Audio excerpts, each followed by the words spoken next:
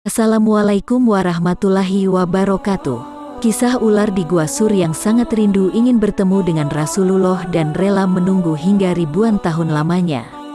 Kisah pengorbanan para sahabat memang tiada habisnya. Dari Abu Bakar, Umar, Utsman, Ali juga para sahabat yang lain. Mereka tak pernah memperhitungkan kerugian yang akan dihadapi, bahkan kehilangan nyawa pun tak jadi masalah. Kecintaan dan getar hati Abu Bakar ketika Rasulullah harus hijrah ke kota Madinah.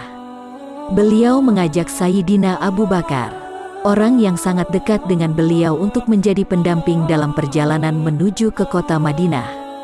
Sayyidina Abu Bakar dengan penuh adab yang bersungguh, kata kuncinya dengan penuh adab yang bersungguh, diajak ke Madinah. Harusnya dari kediaman beliau berjalannya adalah ke utara. Karena Madinah secara geografis terletak di utara dari kota Mekah, tetapi Rasulullah Shallallahu Alaihi Wasallam berjalan menuju ke tenggara. Sayyidina Abu Bakar tidak bertanya, beliau ikut saja apa yang dibuat oleh Rasulullah, karena di hati beliau ada cinta dan percaya dan sesuatu yang tidak lagi perlu tawar-menawar.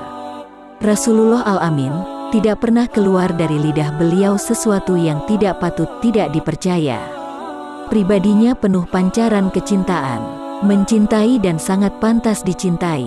Pribadinya begitu rupa menimbulkan kerinduan dan cinta. Nabi Muhammad Shallallahu Alaihi Wasallam berjalan, Sayyidina Abu Bakar mengikuti. Ketika akan sampai 8 km dari arah Masjidil Haram, baru Sayyidina Abu Bakar sadar. Mau istirahat ke Gua Sur, karena sudah mendekati Gunung Sur. Sebelum Rasulullah Shallallahu Alaihi Wasallam memasuki gua, Abu Bakar dengan sigapnya mengecek dan menutup lubang-lubang yang ada di gua guna terhindar dari binatang buas. Mereka sepakat untuk bergantian berjaga. Dalam tidurnya, Rasulullah Shallallahu Alaihi Wasallam melabuhkan kepalanya di pangkuan sang sahabat. Di dalam gua yang dingin dan remang-remang, tiba-tiba seekor ular mendesis keluar dari salah satu lubang yang belum ditutup oleh Abu Bakar. Abu Bakar menatapnya waspada, ingin sekali ia menarik kedua kakinya untuk menjauh dari hewan berbisa ini. Namun, keinginan itu dienyahkan dari benaknya, karena tak ingin ia mengganggu tidur Rasulullah. Bagaimana mungkin ia tega membangunkan kekasih Allah itu? Abu Bakar menutup lubang itu dengan salah satu kakinya. Lalu ular itu menggigit pergelangan kakinya, tapi Abu Bakar tetap saja tak bergerak sedikit pun dalam hening. Sekujur tubuh Abu Bakar terasa panas, ketika bisa ular menjalar cepat di dalam darahnya. Abu Bakar tak kuasa menahan isak tangis ketika rasa sakit itu tak tertahankan lagi. Dan tanpa sengaja air matanya menetes mengenai pipi Rasulullah yang tengah berbaring. Rasulullah terbangun lalu berkata, "Wahai sahabatku Abu Bakar, kenapa engkau menangis? Apa karena menyesal mengikuti perjalanan ini?" "Tentu saja tidak, saya rida dan ikhlas mengikutimu kemanapun," jawab Abu Bakar. "Lalu mengapakah engkau meluruhkan air mata?" bertanya Rasulullah dengan bersahaja. "Seekor ular baru saja menggigit saya, wahai Rasulullah. Lalu bisanya menjalar begitu cepat ke dalam tubuhku," jawab Abu Bakar dengan suara tercekat. Lalu Rasulullah berbicara kepada ular itu, "Hai, tahukah kamu, jangankan daging atau kulit Abu Bakar, rambut Abu Bakar pun haram kau makan." Dialog Rasulullah dengan ular itu menjadi mukjizat beliau, sehingga Abu Bakar mampu mendengarnya. "Ya, aku mengerti.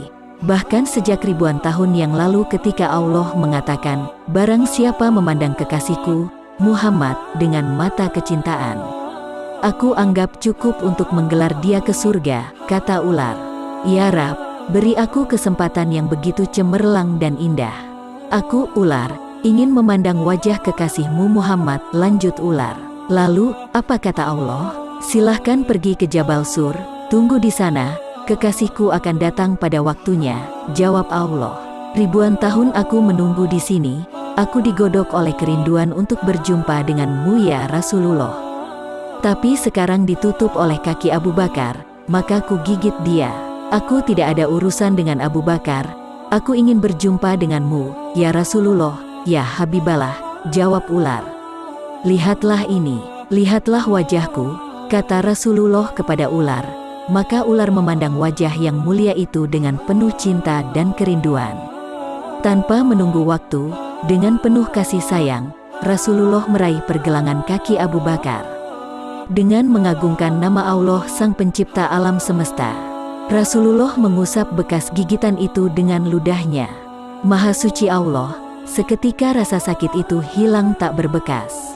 Gua Sur kembali ditelan senyap. Kini giliran Abu Bakar yang beristirahat dan Rasulullah berjaga.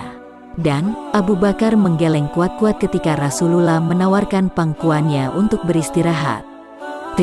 Tak akan rela dirinya membebani pangkuan penuh berkah itu.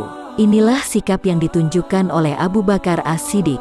Sebagai seorang sahabat kepercayaan Rasulullah, ia merelakan semua yang dimilikinya demi keselamatan dan perjuangan dakwah Rasulullah. Bahkan ia merelakan nyawanya terancam demi menemani Rasulullah. Demikianlah kisah ular di Gua Sur yang sangat rindu ingin bertemu dengan Rasulullah dan rela menunggu hingga ribuan tahun lamanya. Waalaikumsalam warahmatullahi wabarakatuh.